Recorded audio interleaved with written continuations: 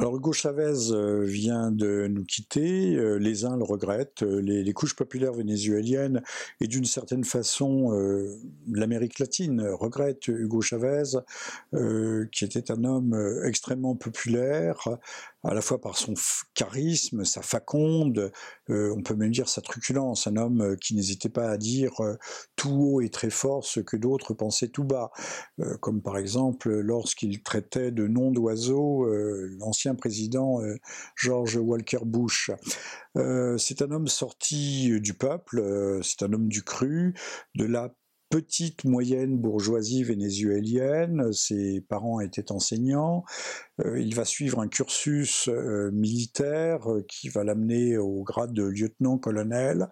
En 92, il tentera un coup d'État bolivarien du nom de Bolivar. C'est une idéologie très en vogue, dont on parle peu ici en Europe, mais qui est emblématique de l'Amérique latine. Bolivar est l'homme qui a émancipé les pays hispanophones d'Amérique latine de la tutelle espagnole. Voilà, donc Chavez se revendique de cette filiation. Après 1992 et 2 échecs dans des tentatives de coup d'État, il va se ranger, se rallier au processus dit démocratique et il va se faire élire assez rapidement et assez confortablement, donc au début des années 2000.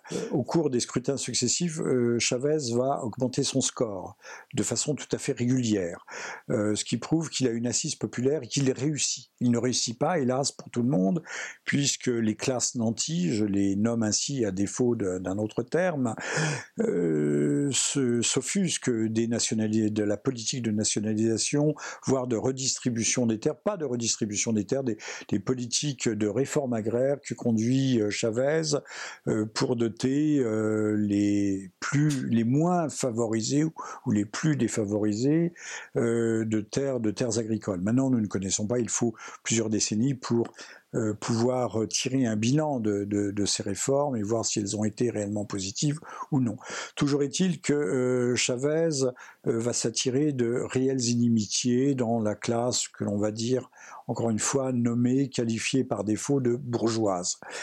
Son assise populaire reste importante puisque lors de l'avant-dernière élection présidentielle, il sera passé de 54% des voix à 61%.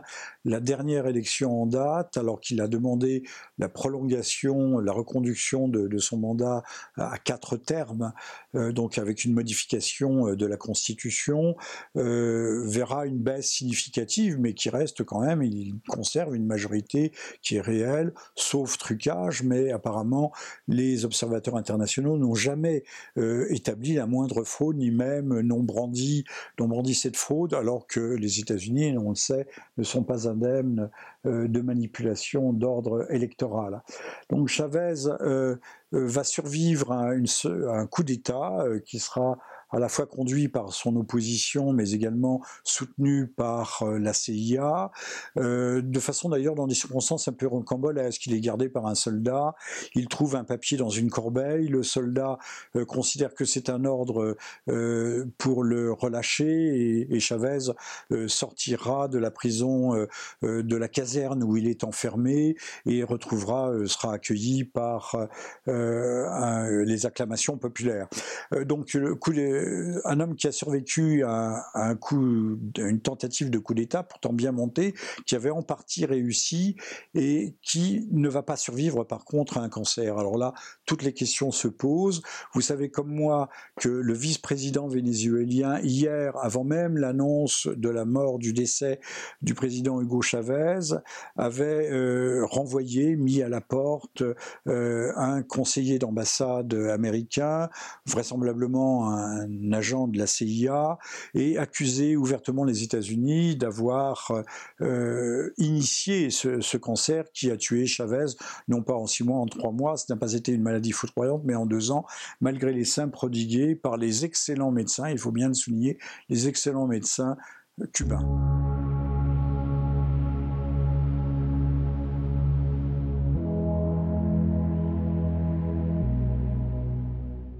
Oui, on sait qu'il existe aujourd'hui divers moyens d'induire des maladies ou de déclencher la mort, des morts subites de façon à la fois mécanique, chimique, mais totalement artificielle et de façon tout à fait abrupte, sans laisser la moindre trace. Nous sommes plus à l'époque artisanale et rustique du parapluie bulgare, où l'on croisait quelqu'un, on le piquait avec un parapluie, et avec du curare ou une autre substance qui paralysait la respiration, mais qui pouvait laisser des traces dans l'organisme. Aujourd'hui, si l'on sait que quelqu'un est déjà atteint d'une pathologie cardiaque, même bénigne, le croiser et lui vaporiser violemment du monoxyde de carbone suffit à bloquer le fonctionnement cardiaque et donc à l'envoyer ad patrem ou ad patres. D'autres techniques existent aussi pour déclencher des cancers qui vont être déclenchés à évolution très rapide. On sait qu'il existe des mycotoxines qui peuvent entraîner des cancers du foie. On l'a découvert à la fin des années 70, lorsque les tourteaux de soja qui étaient importés de pays tropicaux contaminaient les élevages de poules qui mouraient toutes massivement. Des cancers qui se développent chez l'humain, chez l'homme, en l'espace de 6 mois. Là, chez Hugo Chavez, il ne s'agit pas d'un cancer du foie, mais d'un cancer pelvien assez rare, et rien ne pouvait laisser supposer ou présager que cette force de la nature, cet homme qui d'ailleurs, vous savez que lorsque l'on a une activité, une suractivité, l'organisme fonctionne sur une vitesse ou dans une dimension de démultiplication. Donc rares sont les hommes de ce type qui développent des cancers, sauf lorsqu'ils sont en fin de vie, comme Monsieur Pompidou ou Monsieur Mitterrand. Ce n'était pas le cas de Chavez qui avait 58 ans. Donc d'entrée de jeu, le cancer de Chavez a été suspect. Chavez a lutté, a vaillamment lutté pendant 2 ans, avec l'aide d'une des meilleures médecines du monde en la matière, la médecine cubaine. Il a perdu cette bataille. Maintenant, il est facile d'émettre l'hypothèse conspirationniste que les États-Unis, le Pentagone, la CIA ou la NSA seraient derrière cette mort. Toujours est-il qu'elle apparaît aux yeux des supporters, des suiveurs de Chavez, comme quelque chose d'injuste. Et là, nous entrons dans une zone à mi-chemin entre le rationnel et l'irrationnel, qui fait que nous ne savons pas de quel côté la pièce peut retomber, ni quelles vont être les réactions et les déstabilisations de cette partie de l'Amérique latine.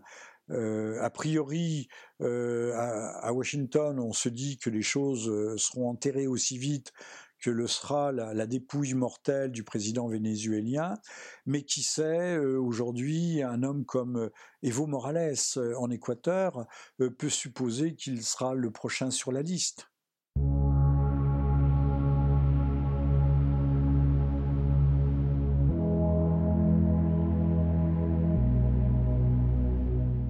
Le Venezuela n'est pas un pays isolé. D'abord, il a 2 alliés, même si ces alliés sont de peu de poids aujourd'hui.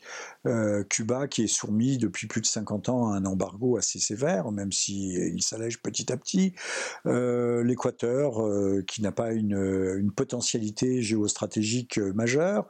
Mais le Venezuela, avons-nous dit, fournit une part significative, en tout cas tout à fait appréciable, des ressources pétrolières nécessaires au fonctionnement de la machine américaine, au moins 17%. Aujourd'hui, le Venezuela, en raison d'ailleurs de ces pétrodollars, ou en tout cas de l'argent tiré de ses ressources en hydrocarbures, a acheté des armes, il a acheté des éléments des bâtiments de guerre pour sa marine à la Russie, il a acheté des missiles à l'Iran, certainement à la Corée du Nord. Il est soutenu également il y a un partenariat avec la Chine, il a un partenariat avec la Syrie. Vous savez à quel point Washington aime la Syrie actuellement, au point de vouloir avoir plusieurs Syries. Donc le Venezuela n'est pas un adversaire tout à fait anodin. Même si c'est un adversaire qui ne peut pas se mesurer avec la surpuissance américaine. Toujours est-il qu'au cours des années Bush, la guerre était dans les cartons, des plans de guerre étaient dans les cartons du Pentagone. Je vous en donnerai un exemple assez extraordinaire. Si vous regardez le début du film Avatar de Monsieur Cameron, qui est un grand film à mes yeux, qui est d'ailleurs une formidable réussite, c'est une sorte d'opéra, eh bien on dit que le héros du film a participé, il a même perdu sa motricité au cours de la guerre du Venezuela. Donc, sans parler de messages subliminal, mais déjà dire que dans l'imaginaire collectif américain, la guerre contre le Venezuela faisait partie du paysage, c'est une chose qui n'était pas inenvisageable, même si cela paraît peut-être moins prioritaire que de croiser le fer ou de réduire l'Iran à de meilleurs sentiments mondialistes. Donc tout ça fait penser que nous sommes là aussi toujours dans des équilibres précaires. La mort d'Hugo Chavez peut passer comme une lettre à la poste. Demain, de nouvelles élections présidentielles vont peut-être porter un homme nouveau représentant des milieux conservateurs et pro-américains à la présidence. C'est ce que souhaitent justement Washington et le département d'État. Mais même si Hugo Chavez n'a eu en 2012 que 54% des voix, son assise populaire était telle que l'on peut avoir au contraire, dans le contexte d'une suspicion d'une mort non naturelle, on peut avoir un retournement populaire et d'avoir au contraire un raidissement de l'opinion publique, non seulement du Venezuela, mais d'une partie de l'Amérique latine hispanisante.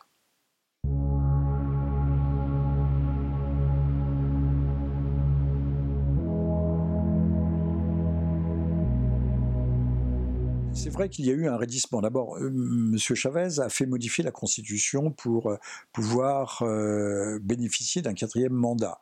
Donc c'était une modification sur mesure. On a vu à cette occasion, lors du dernier vote, en 2012, qu'il y avait une érosion de son électorat. Il était passé de 61,5% à 54%, donc une érosion significative. Aujourd'hui, on lui reproche, au fond, ce qu'on reproche aussi à M. Poutine, de serrer les boulons, de contrôler les médias, mais quand on sait quel peut être le rôle des médias pour conditionner, pour influer l'opinion et l'influer en profondeur, modifier sa façon de voir. Quand on sait qui finance les médias, qui les tient, qui en tire les ficelles, on peut comprendre ce type de dérive, mais je vais mettre dérive entre guillemets. Est-ce une dérive? C'est une dérive d'un homme qui voulait, et d'ailleurs qui avait annoncé que la révolution bolivarienne serait irréversible, qui voulait aussi marquer. Donc ce n'est pas à moi d'en juger, ou ce n'est pas à nous d'en juger, mais c'est un homme qui voulait imprimer son empreinte sur l'histoire de son pays et de façon durable, et de faire que ce qu'il avait pu écrire de l'histoire vénézuélienne ne soit pas simplement des traces laissées sur le sable à marée basse. C'est un homme qui voulait que des choses deviennent définitives. Donc il voulait d'une certaine façon, en tant que révolutionnaire, ce qu'il a toujours été, transformer la société sur laquelle il avait pu justement avoir un jour un certain pouvoir. Alors, peut-on le lui reprocher? Je ne sais pas. Quand on regarde la précédente présidence en France de M. Sarkozy, M. Sarkozy aussi, de façon peut-être plus subtile, mais tenait dans sa main les patrons des grands médias, faisait censurer, faisait nommer, faisait éliminer telle ou telle personnalité médiatique ou médiacratique qui ne lui convenait pas. Donc on a là l'une des formes et l'une des expressions classique du pouvoir. Quant à savoir si M. Chavez a outrepassé cette faculté, si est allé trop loin jusqu'à une forme déguisée ou ouverte de dictature, nous ne sommes pas vénézuéliens et aujourd'hui nous n'avons pas le recul nécessaire pour le dire. Toujours est-il que si l'on regarde bien les choses, M. Poutine aujourd'hui est dans le collimateur des médias français.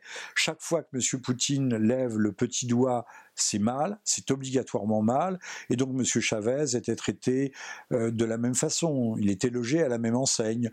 Alors à nous de de faire l'équilibre. Voyons le bilan, M. Georges Marchais, autrefois parlant de l'Union soviétique, de ses goulags, de ses massacres, de ses famines, avait dit que le bilan était globalement positif. Il n'y a pas eu tout cela dans le Venezuela de M. Chavez, et l'on peut dire que M. Chavez a aujourd'hui ouvert des voies à la réforme sociale et à un socialisme peut-être alimenté par le pétrole, certes, et l'argent du pétrole, mais à une volonté sociale plutôt que socialiste, sociale indéniable, ce que l'on ne voit hélas rarement chez nous dans la vieille Europe.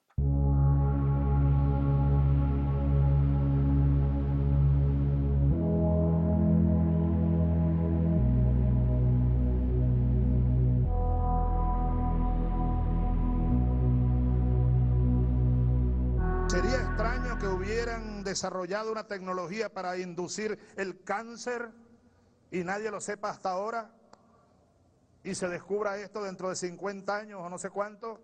No lo sé, solo dejo la reflexión.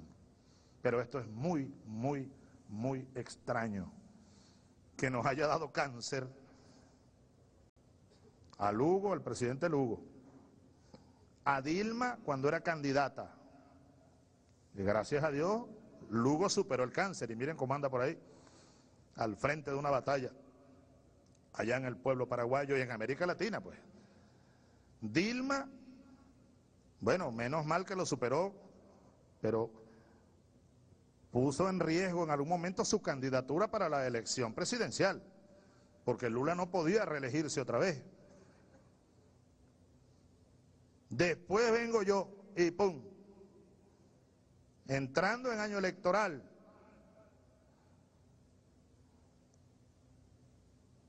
a los pocos días, Lula. Y ahora, Cristina. Bueno, es un poco difícil esto de explicarlo, ¿no? De razonarlo. Incluso utilizando la ley de las probabilidades. Fidel siempre me lo dijo: Chávez, ten cuidado. Chávez, ten cuidado porque tú te le tiras a la gente encima. Mira, cuidado, esta gente ha desarrollado tecnología. Tú eres muy descuidado, cuidado con lo que comes, con lo que te dan a comer, cuidado con una, qué sé yo, una pequeña aguja y te inyectan no sé qué. Bueno, pero uno anda pues en manos de Dios por ahí. En todo caso, repito, yo no estoy acusando a nadie. Solo estoy haciendo uso de mi libertad para reflexionar y emitir comentarios ante hechos muy extraños y difíciles de explicar.